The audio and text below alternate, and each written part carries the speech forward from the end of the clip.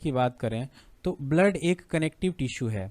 Connective tissue एक ऐसा tissue होता है जो एक बॉडी को दूसरे बॉडी से जोड़ने का काम करता है।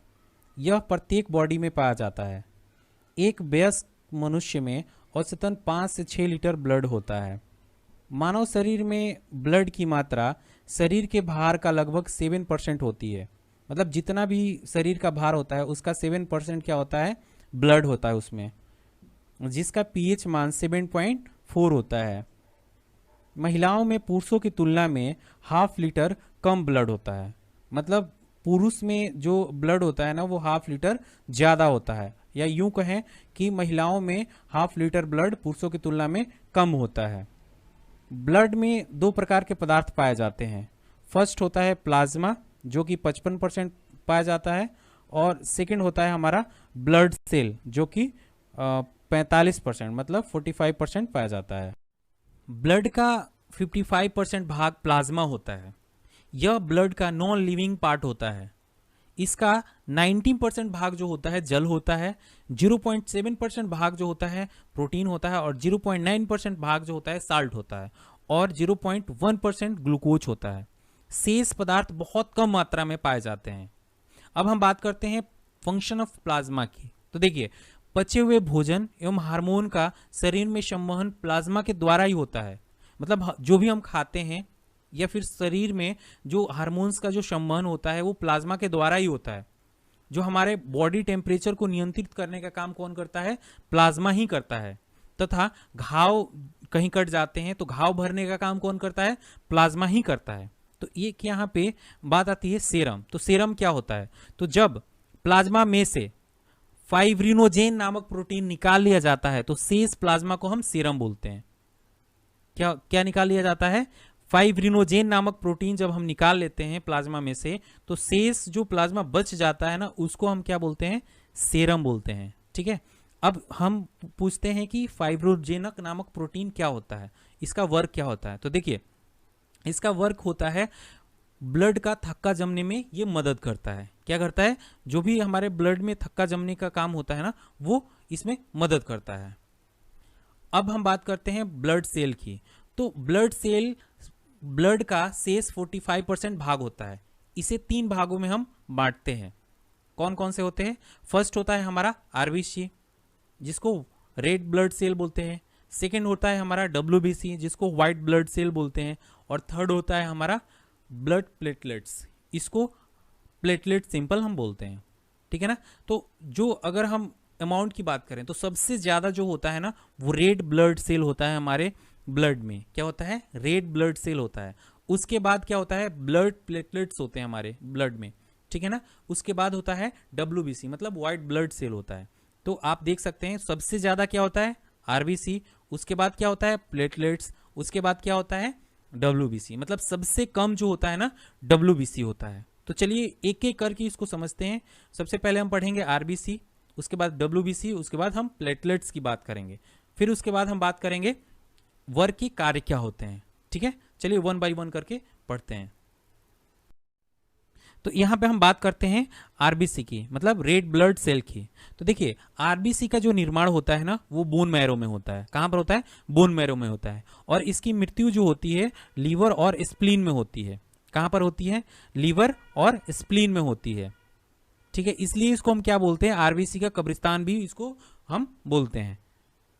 ठीक है, protein, vitamin B12 and folic acid का निर्माण में सहायक होता है। जो आरबीसी है ना, आरबीसी वो प्रोटीन, विटामिन B12 और फोलिक एसिड के निर्माण में बहुत सहायक होता है। ठीक है, अब आरबीसी में केंद्रक नहीं पाया जाता है। जैसे एक अपवाद है इनमें, कैमल और लामा। कैमल और लामा के आरबीसी में क्या पाया जाता है, केंद्रक पाया जाता है। इसका जीवन काल मतलब आरबीसी का जो जीवन काल होता है ना वो 20 से 120 डेज का होता है। ठीक है, एक नोट है, क्या नोट है कि भ्रूण अवस्था में इसका निर्माण लीवर तथा स्प्लीन में होता है। जब भ्रूण अवस्था में होते हैं, छोटे अवस्था में होते हैं, तो इनका निर्माण लीवर तथा स्प्लीन में होता है। इसमें हीमोग्लोबिन नामक प्रोटीन पाया जाता है जिसके कारण ब्लड का रंग लाल होता है।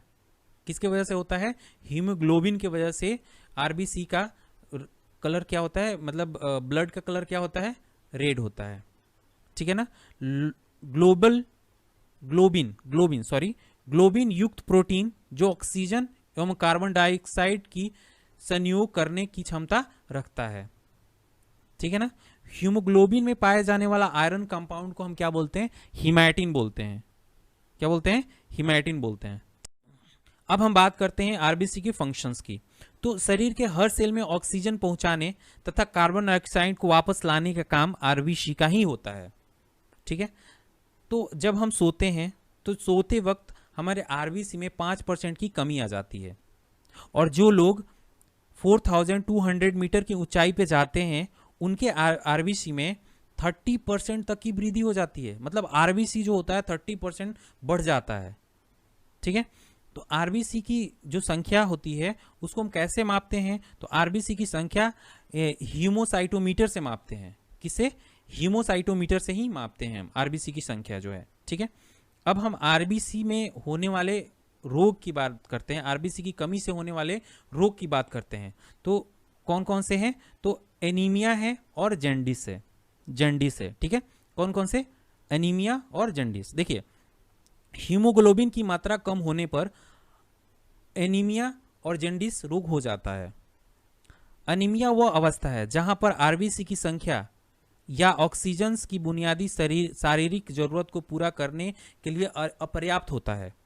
आयरन की कमी को एनीमिया का सबसे आम कारण माना जाता है। अब हम बात करते हैं व्हाइट ब्लड सेल की, मतलब ल्यूकोकाइट्स की, ठीक है, डब्ल्यूबीसी की।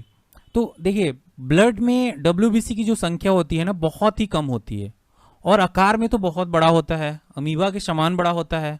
इसमें केंद्रक रहता है, जैसे कि मैंने पीछे बात किया था कि आरबीसी में केंद्रक नहीं पाया जाता है, तो यहाँ पे हम अगर बात करते हैं तो डब्ल्यूबीसी में केंद्रक पाया जाता है, ठीक है।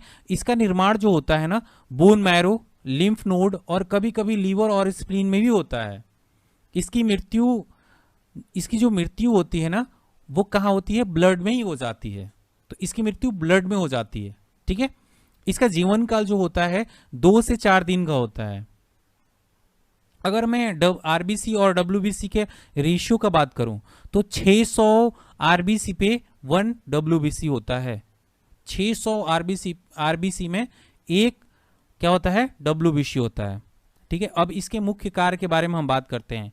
इसका वर्क क्या है, कार्य क्या है? तो इसका जो मुख्य कार्य होता है, जो हमारे शरीर होते हैं ना, तो शरीर के रोगों के संक्रमण से बचाना है। तो इसका मुख्य कार्य शरीर के रोगों के संक्रमण से बचाना तथा इम्यून सिस्टम को बढ़ाना है। जो हमारे शरीर में इम्यून सिस्टम है उसको क्या करते हैं? इंक्रीज करते हैं, बढ़ाते हैं, ठीक है। यदि बाहर से किसी रोग के कीड़े हमारे शरीर में घुस जाते हैं तो इसके इर्द गिर्द घेरा डालकर ये उसको नष्ट कर डालता है। मतलब डब्ल्यूबीसी क्या करता है? उस कीड़े के अंदर उसके चारों तरफ घेरा डाल के उसको नष्ट कर देता है। इसी वजह से इसको हम क्या बोलते हैं? शरीर का बॉडीगार्ड भी बोलते हैं, शरीर रक्षक या बॉडीगार्ड भी इसको बोलते हैं हम। तो देखिए, डब्ल्यूबीसी की सहायता से घाव जल्दी भर जाते हैं। मतलब हमारे शरीर में जो डब्ल्यूबीसी हमारे शरीर में जो होता है उसके वजह से जो हमारे शरीर में घाव होते हैं वो जल्दी ही भर जाते हैं। डब्ल्यूबीसी का अधिक भाग 60% से 70% न्यूट्रोफिल्स कणिकाओं का बना होता है। न्यूट्रोफिल्स कणिकाएं ऐसे रोगाणुओं तथा जीवाणुओं का भक्षण करती हैं, ठीक है। तो न्यूट्रोफिल्स कणिकाएं का वर्क क्या होता है? तो जीवाणुओं तथा रोगाणुओं तथा जीवाणुओं का भक्षण करना, ठीक है। नेक्स्ट देखते हैं इसके कितने टाइप्स। यहाँ पे हम बात करते हैं व्हाइट ब्लड सेल मतलब डब्ल्यूबीसी की। तो डब्ल्यूबीसी के 2 मुख्य भाग होते हैं। कौन कौन से?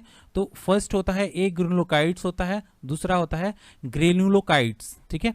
मैं अगर बात करूं ए ग्रेनुलोकाइट्स की, तो देखिए, जिसके प्रोटोप्लाज्म में दाने न हो, क्या मतलब? जिसके प्रोटोप्लाज्म में दाने न हो उसे हम क्या बोलते हैं? ए ग्रेनुलोकाइट्स बोलते हैं। देखिए, मोनोसाइट का निर्माण भी बोन मैरो में ही होता है। कहां पर होता है? बोन मैरो में ही होता है। मोनोसाइट्स का निर्माण जो होता है बोन मैरो में ही होता है। यह मतलब ब्लड में 3 से लेके 8% तक पाया जाता है, ठीक है। उसके बाद होता है लिम्फोकाइट्स। लिम्फोकाइट्स जो होता है ना, वो साधारण अवस्था में 22 से 35% तक होता है।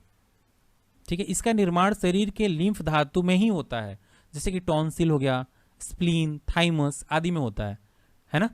इसको हम दो टाइप्स में डिवाइड करते हैं, एक होता है टी लिम्फोकाइट्स, एक होता है बी लिम्फोकाइट्स। ठीक है, जो टी लिम्फोकाइट्स होता है ना, वो कैंसर सेल को रिमूव करता है। इसका मेन जो वर्क होता है ना, वो कैंसर सेल को मारने का काम होता है, मतलब कैंसर सेल को रिमूव कर देता है। और दूसरा जो काम होता है, एचआईवी के अटैक से भी बचाता है। अगर एचआईवी अटैक करता है तो उस केस में भी उससे प्रोटेक्शन प्रदान करता है ना। उसके बाद हम बात करते हैं बी लिम्फोकाइट्स के। ये प्रतिरोधक कैपेसिटी को बढ़ाता है, मतलब हमारे शरीर में जो रोगों की क्षमता होती है, लड़ने की क्षमता होती है, उसको इंक्रीज करता है बी लिम्फोकाइट्स। ठीक है ना।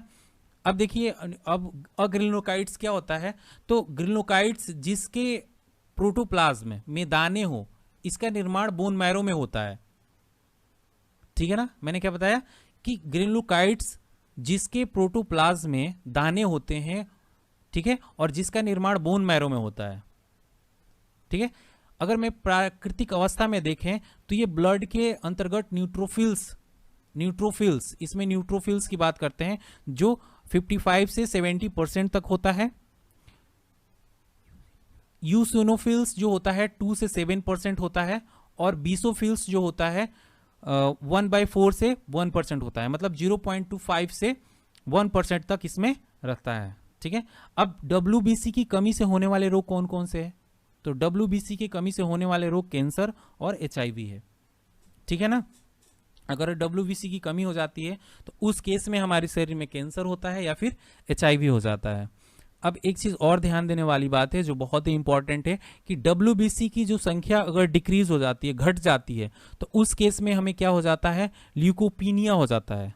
अगर WBC की मात्रा हमारे शरीर में कमी आ जाती है तो उस केस में ल्यूकोपीनिया होता है, और WBC की मात्रा हमारे शरीर में अगर बढ़ जाती है तो ल्यूकेमिया होता है। मतलब दोनों में दिक्कत है, अगर घट जाए तब भी दिक्कत और बढ़ जाए तब भी दिक्कत है। ठीक है, और ब्लड प्लेटलेट्स की बात करते हैं। ठीक है ना, ब्लड प्लेटलेट्स की बात करते हैं तो ब्लड में इसकी संख्या जो होती है 4 से 5 लाख तक होती है। मतलब ब्लड में प्लेटलेट्स की संख्या जो होती है 4 से 5 लाख तक जनरली होती है। ठीक है ना, यह केवल मनुष्य एवं स्तनधारियों के ब्लड में ही पाया जाता है, अन्यथा दूसरे में नहीं पाया जाता है। इसमें केंद्रक नहीं होता है, इसका निर्माण बोन मैरो में होता है। ठीक है ना, इसका निर्माण कहां पर होता है, बोन मैरो में होता है। इसका जीवन काल 3 से 5 दिन का होता है, और इसकी मृत्यु स्प्लीन में होती है। कहां पे होती है, स्प्लीन में होती है। इस चीज को याद रखने की जरूरत है। इसका मुख्य कार्य क्या क्या होता है उसको समझते हैं। तो इसका मुख्य कार्य ब्लड के थक्का जमने में मदद करना होता है। मतलब हमारे शरीर में जो क्या होता है, ब्लड जब कहीं कट जाता है तो तुरंत थक्का जम जाता है। मतलब थक्का जमने का काम किसका होता है, तो एक तो मैंने बताया था कि RBC में भी होता है, और दूसरा मैंने बताया था प्लेटलेट्स का भी काम होता है, कि ब्लड का जो थक्का जमने का काम करता है प्लेटलेट्स भी करता है। ठीक है, प्लेटलेट्स की कमी से होने वाले रोग कौन कौन से हैं, तो चिकनगुनिया और डेंगू ज्वार। चिकनगुनिया हो जाता है और डेंगू ज्वार हो जाता है। ठीक है ना, तो चिकनगुनिया और डेंगू ज्वार के कारण मानव शरीर में प्लेटलेट्स की कमी हो जाती है।